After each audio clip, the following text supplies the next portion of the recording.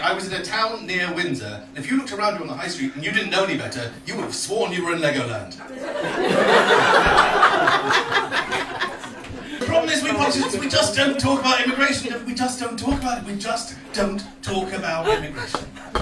In 2002, when David Blunkett said that our schools were being swamped with immigrants, we just weren't talking about immigration.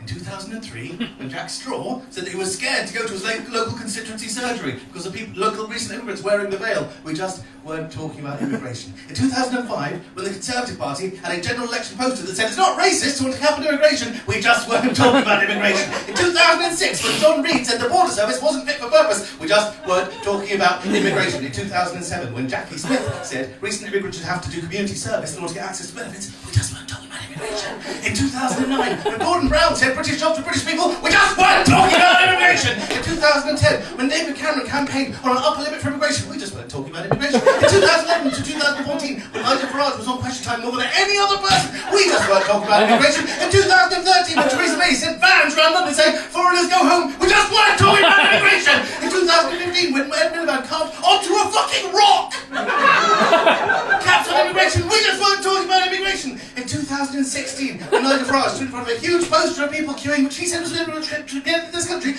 we just weren't talking about immigration. In 2017,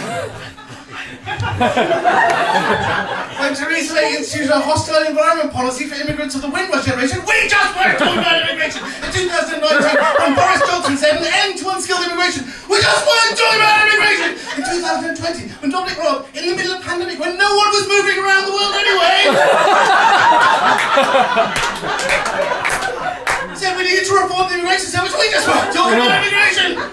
In 2022, when the BBC started a daily update on small boat crossings, we just weren't talking about immigration. In 2023, when Robert Jenrick said you should be able to arrest people for saying Allahu Akbar, we just weren't talking about immigration.